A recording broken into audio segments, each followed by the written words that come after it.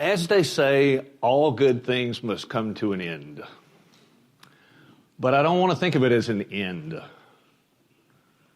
It's an intermission until our paths cross again. Again, thank you for being a faithful tribe. As the students like to say, you rock. Now, tonight, our task is a huge one. And I'm glad that we have had these last couple of months to get ready for it. Because we've talked about the necessity, the crucial necessity for being open-minded in all things, really, but particularly when it comes to religion, because religion so often involves very strong feelings. It is set in a history of relationships between people and cultures and governments. And I think this evening that will be more important than it has been with any other religious tradition. Because tonight we need to talk about Islam. Now, since 9/11,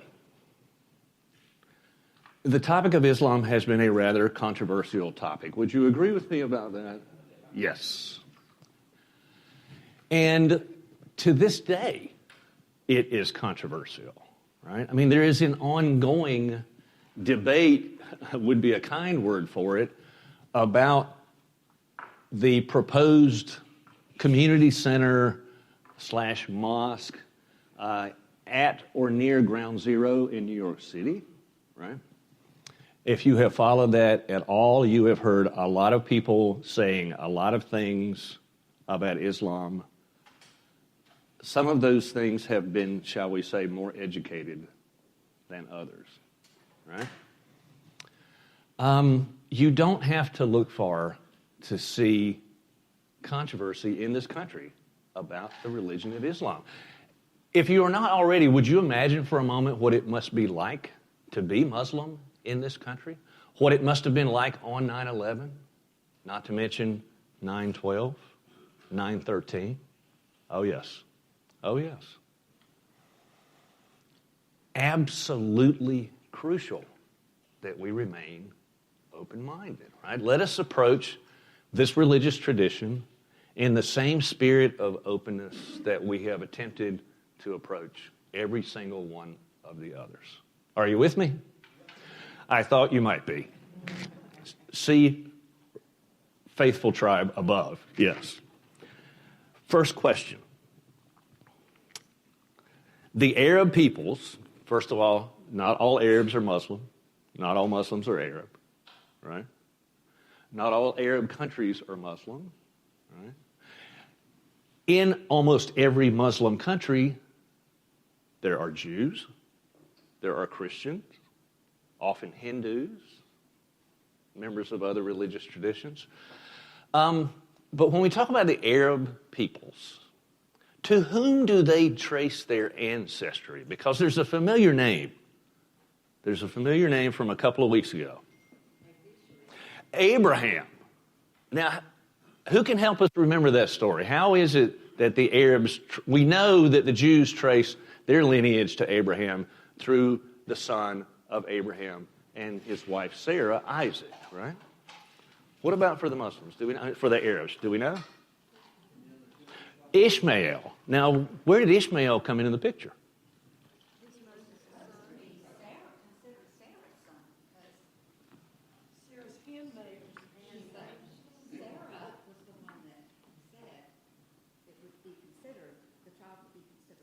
Mm-hmm.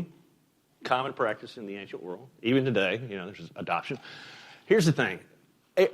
Abraham and Sarah were elderly and could not conceive children. As the Jewish Christian scriptures put it, because Sarah was barren. This is millennia before Viagra, people. Do you think if Sarah and her sisters had written that story that it might have gone a little differently? Do you think maybe so? Okay. not being facetious here, right? It's important to look at it through the lens of gender. Well, they can't have kids, so what do? They bring, again, common practice, they bring in Hagar. That's not Sammy Hagar for you rock and roll fans, okay? They bring in Hagar, who is a handmaiden for Sarah, and she and Abraham conceive a child, Ishmael. Which means, interestingly enough, that the promises that God made to Abraham, if they are passed on in the way that was accepted in those days, they go to the firstborn son. Is that right?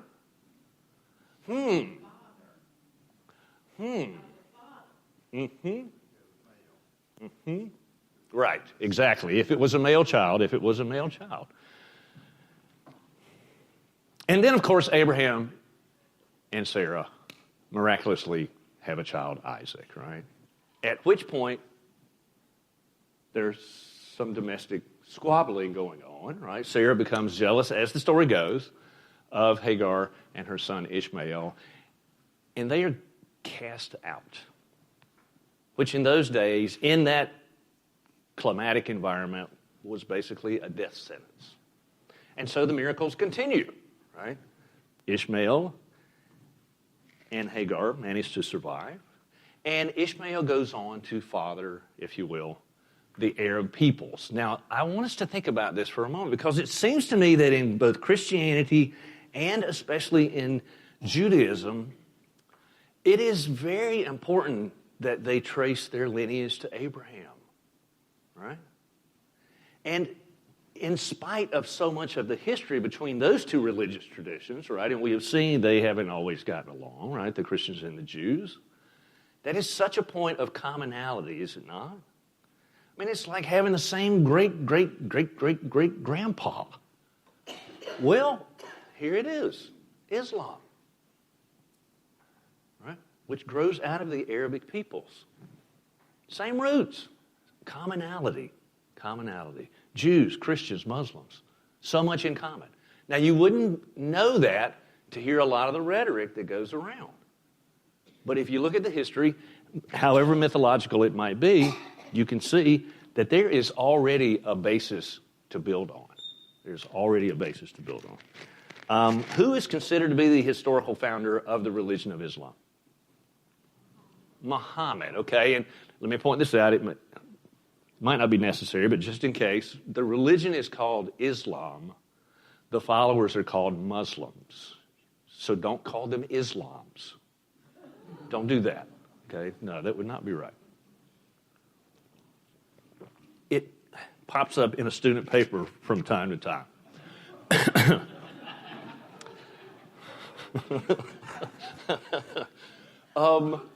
Muhammad. Born sometime in the 6th century. Now, you remember we talked about the first axial age, when all of those major figures were born in the 6th century BCE. This is not the same century, okay? This is the 6th century CE, which makes Islam the youngest of these major religious traditions. And he's born in Arabia, right? And he is born into a very common, a polytheistic environment. Right? And that is how he is raised. That is the understanding he comes to in the world. He eventually becomes a merchant living in the city of Mecca, which even to this day is a major city, right? Very cosmopolitan in its own way. And even then, especially then, right? Traders, merchants were passing through, right? And you can tell if you read Muhammad's teachings that he is very familiar with Judaism and Christianity. Again, commonality, right? In fact, he seems to be much more cognizant of the teachings of Christianity and Judaism than is true for most Jews and Christians about the teachings of Islam. Now, we're going to try to straighten that out today, but you can tell that he is influenced by these two religious traditions, which are monotheistic, right? which are monotheistic. Though, some would be a little skeptical about whether or not Christianity is truly monotheistic, that Father, Son, and Holy Spirit thing, right? But that's a conversation for another time. Part of what I'm getting at here is that Muhammad, the Quran, right, the scriptures of Islam did not just drop out of the sky in the whole cloth, as it were. They come from somewhere. Every religious tradition comes from somewhere. You look at Buddha, you look at Jesus, you look at any of these major religious figures, they have a history, they have a social context, right? And you see it here as well. And I think that's very important to understand. Now, there are a few parallels between the life of Muhammad and the life of Siddhartha Gautama, who eventually became the Buddha, right? It seems that in his 30s, don't know what it is about that decade, in his 30s he had something of a religious crisis. And so he goes off into the desert and begins to hang out in a cave where he's praying, meditating. Again, there's that classic shamanic move where you go away from the tribe, out into the wilderness, where you collect the truth, right, the medicines, whatever it is that your tribal people need, and you bring them back. While he's there, he has a vision. And quite frankly, he wondered a little bit about his sanity. Come to find out, his understanding is that an angel of God had spoken to him and brought him a special revelation. A special revelation. He begins teaching this revelation. His disciples write it down. That is how we come to have the Quran. And if you look at those teachings, as an outsider, you will see that Muhammad is an apocalypticist. What does the term apocalypse mean? The end of time, right? The end of time. And Muhammad, if you read his teachings, right, believed that the world was coming to an end soon and very soon. Do you know any other major religious figures who taught pretty much the same thing? Well, John, but where did John get it? From Jesus, right? And where did Jesus get it? From his religious background, right? Again, commonality. The world is coming to an end. Let me read a portion of the Quran. When the sun shall be darkened, when the stars shall be thrown down, when the mountains shall be set moving, when the pregnant camel shall be neglected, when the savage beast shall be gathered, when the sea shall be set boiling, when the souls shall be coupled, when the buried infant shall be asked for what sin she was slain, when the scroll shall be unrolled, when heaven shall be stripped off, when hell shall be set blazing, when paradise shall be brought nigh, then shall a soul know what it has produced. I told you I'm a recovering Baptist preacher. Thank you. Nobody does hellfire and brimstone quite like the Muslims, but I will say that the Christians give them a good run for their money. One difference between not so much the teachings of Jesus and Muhammad, but their approach to teaching, to preaching especially, is that Muhammad seems to have preached ecstatically. He would be in a trance, right? It's as if he were possessed by the Spirit of God, right? And Muslims will tell you, it really was not just Muhammad speaking, it was Allah speaking through him, right? Jesus, as far as we can tell from what we have, was not a mystic, if you will, not a mystic. And this tradition, though it has been suppressed throughout Muslim history, this mystical tradition, still survives today in the form of Sufism. And I hope that we get to come back around to Sufism at the end if we have time today. I'm going to need to skip over some history here.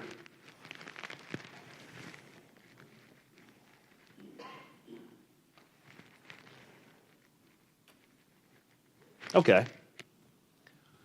What do we know about Islam? What would you say is the most important teaching of Islam?